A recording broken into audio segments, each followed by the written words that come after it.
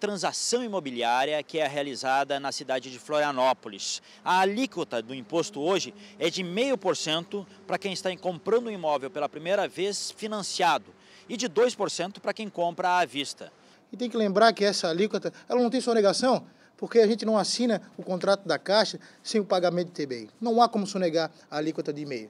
Aumentar uma alíquota de 0,5% para 3%, ou agora 2,5%, como que é a Prefeitura, para onerar o jovem, para onerar o cara que adquire o primeiro imóvel, que ele mais precisa do incentivo, não há como aceitar, inclusive na situação que a gente se encontra.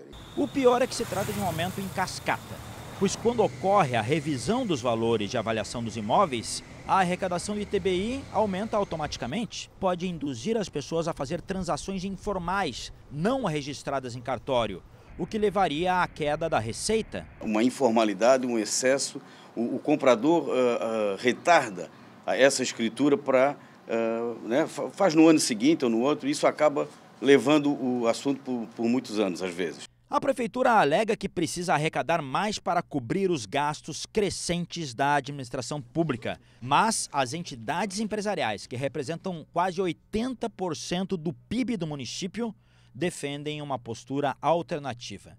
Em vez de pressionar o contribuinte, primeiro a Prefeitura pode arrumar a casa. Há boas práticas da administração pública, né?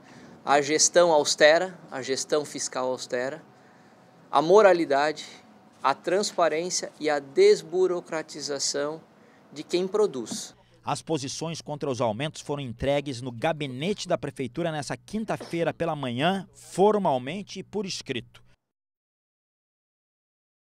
O mercado nacional de games fatura por baixo 6 bilhões de reais no Brasil, conforme dados do Sebrae. De toda a indústria do entretenimento é o mercado que mais fatura, né?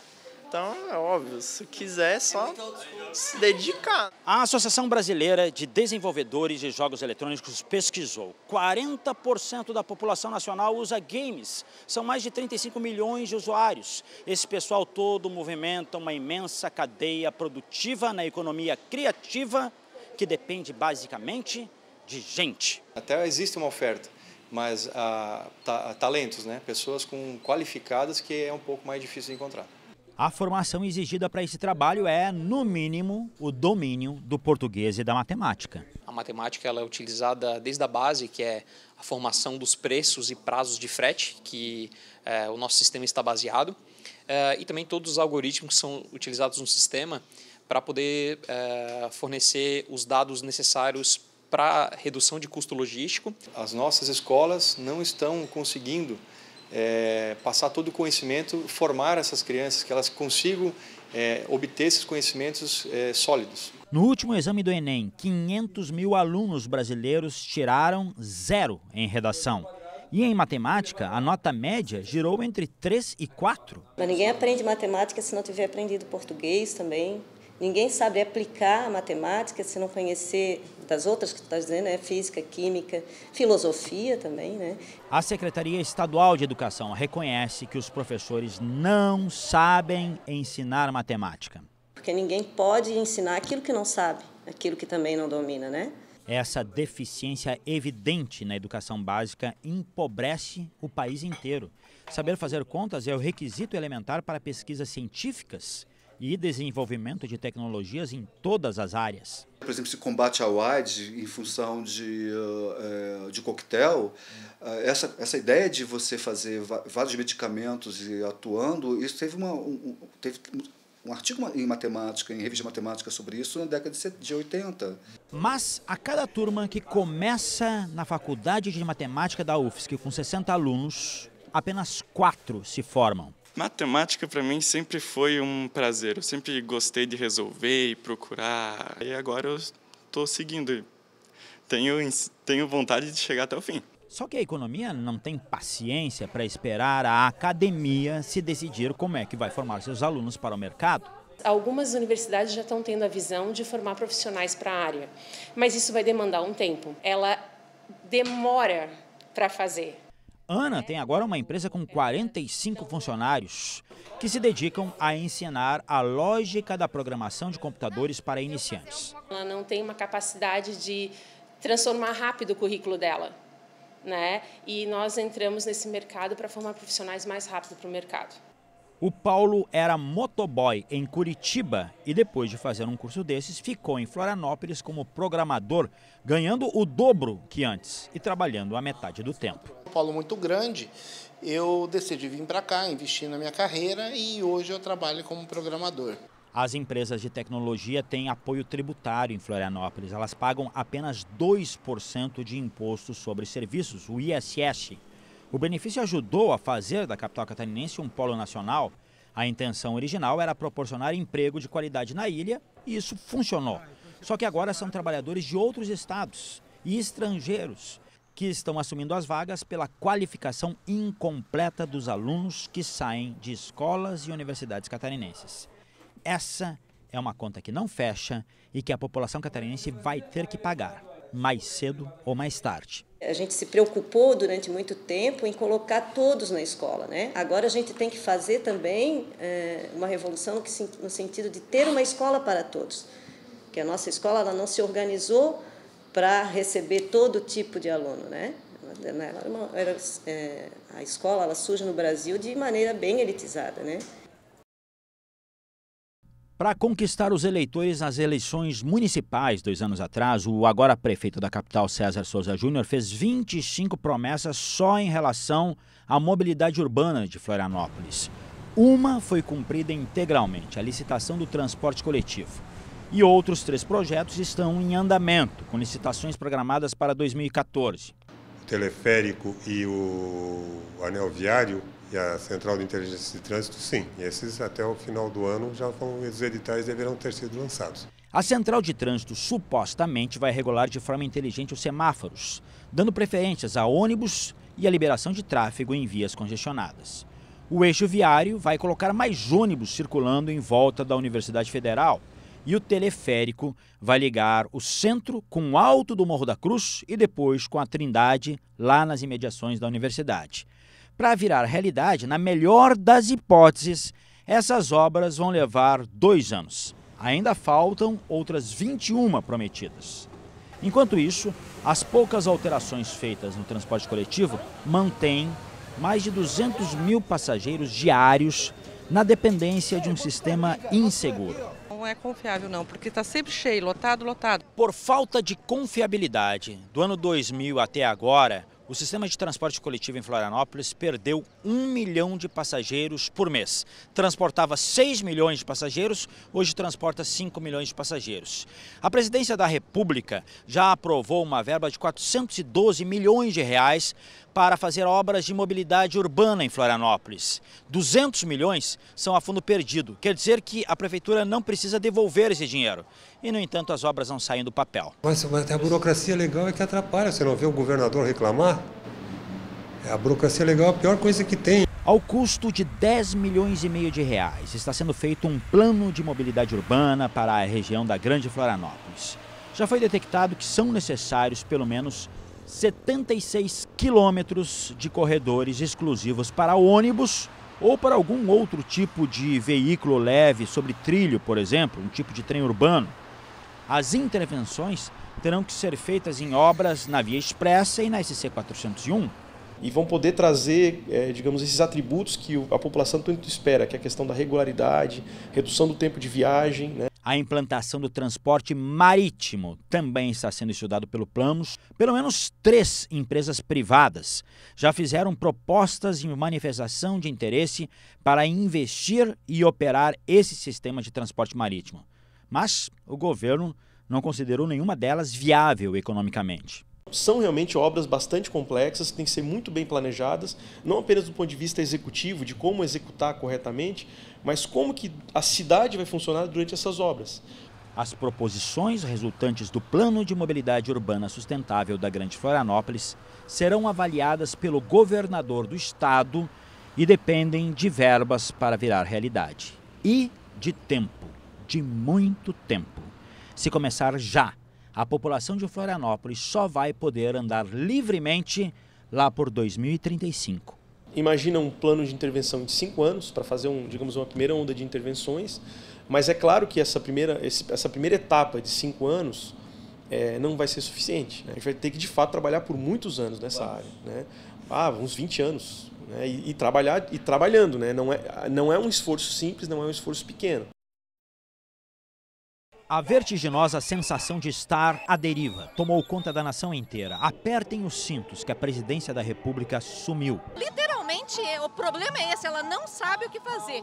Esse é o maior drama. Nós estamos com o Brasil sem rumo. 700 mil catarinenses foram às ruas em estado de perplexidade, com a amarga sensação de que o país chegou ao limite das possibilidades. Impunidade é algo que não dá para acreditar. Os erros na condução da política nacional afetam quem está suando diariamente para produzir. E a agricultura está tudo endividada, do jeito que está, não conseguiu mais sobreviver.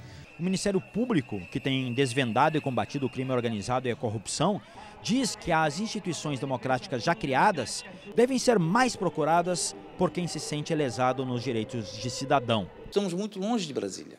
Essa pressão tem que ser maior, precisa ser intensificada no Congresso Nacional, para que o político que ali vai votar as reformas que tanto o povo anseia se sinta realmente pressionado. Na multiplicidade de demandas sociais não atendidas, há pelo menos um consenso: a urgência da reforma política. Reforma política total, com redução de ministérios, com uma nova representação partidária, com uma nova representação de deputados e senadores, aí sim. A mãe de todas as reformas, que pode redefinir a vida democrática brasileira, nunca saiu do papel, porque, se levada a sério, tem o potencial de derrubar o atual esquema de poder que se perpetua há 5 séculos no país. Um dos itens, por exemplo, reduziria a desproporcional representatividade parlamentar dos estados do Nordeste no Congresso Nacional. Essa é uma questão primordial na reforma política. Restabelecer o mapa geopolítico e econômico do Brasil, que está distorcido e concentrado na região norte e nordeste, enquanto as regiões produtivas é o sudeste e o sul. Os manifestantes das principais cidades catarinenses percorreram quilômetros em passeata, clamando por justiça social e política. Mas é o próximo passo, o mais importante, que transforma o futuro. O cidadão que se manifesta e pede por providências, ele busque também o conhecimento preciso de quais instituições estão trabalhando efetivamente nesse sentido, quais são as leis que nós podemos sim modificar para tornar esse sistema mais efetivo.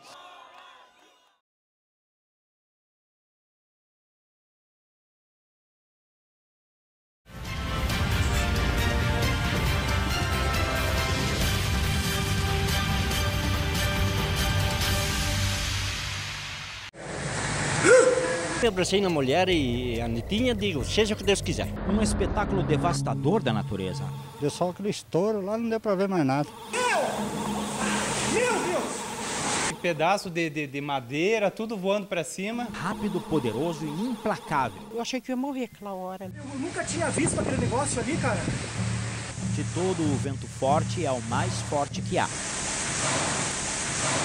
Mais do que um furacão até, né? Os ventos em alguns tornados podem chegar até a 400 km por hora.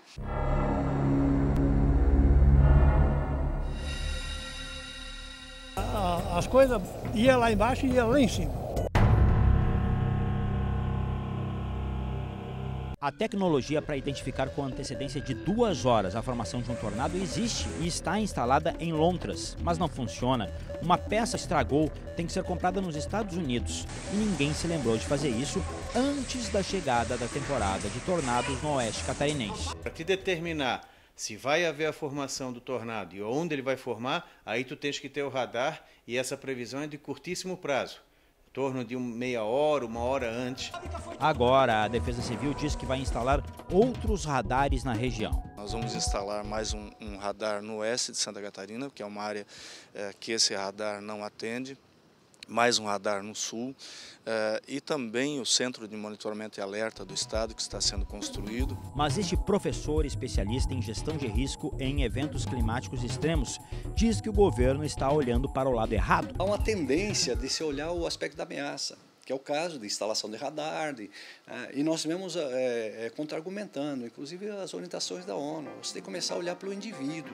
O argumento do professor é que o desastre em Xanxerê, com 2 mortes, 3 pessoas em estado grave e mais de 100 feridos, não ocorreu exatamente por falta do radar, mas por falta de informação. A gente tava com a mão no rosto porque começou a estourar os vidros e vir na gente. Agradecer a Deus que nós estamos vivos. O Centro de Estudos e Prevenção de Desastres da UFSC avalia que mesmo se o radar de Lontras, que custou 10 milhões de reais, estivesse ativado em plena operação, com equipes de monitoramento 24 horas, que não existem, assim mesmo o impacto dos tornados no oeste do estado seria desastroso pela falta de uma cultura local de autoproteção e de locais de refúgio. Quando cheguei aqui na frente, eu vi minha casa toda destruída. Nós precisamos ter abrigos, ter uns plano de contingência, em que tem que combinar com a população, como é que vai ser feito, para onde é que eles vão, como eles saem, onde é que eles se protegem. Tudo para lá, entra tudo para lá, que é debaixo da escadaria, né?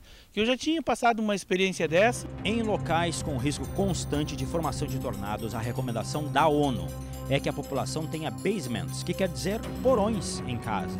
Eu me salvei porque, graças a uma cadeira que não quebrou, veio tudo em cima. Se a construção de um porão não for possível, a orientação é se refugiar nos banheiros. Nos banheiros que são de alvenaria, são espaços pequenos, é menos frequente a queda de telhado, porque o espaço assim é menor. Os tornados que ocorrem no Brasil, a maioria é o F0 e o F1, que são ventos que variam de 60, 70 até aproximadamente 130, 150 quilômetros. Então as casas mais ou menos conseguem resistir, sendo um pouquinho mais estruturada. A questão seguinte, após sobreviver a um tornado, é como reconstruir tudo. Acabou tudo. Nós precisamos fazer um seguro, nós temos que garantir a recuperação dessas casas também. E aí o Estado, de certa forma, tem que fomentar uma forma de reconstrução, porque a perda é muito grande. Nós temos 150 soldados lá do Exército ajudando. Tem um custo isso aí. Corpo de Bombeiros se deslocando de outras cidades. Todo, quer dizer, o grupo como um todo sofre o impacto. Não é só o indivíduo lá na ponta.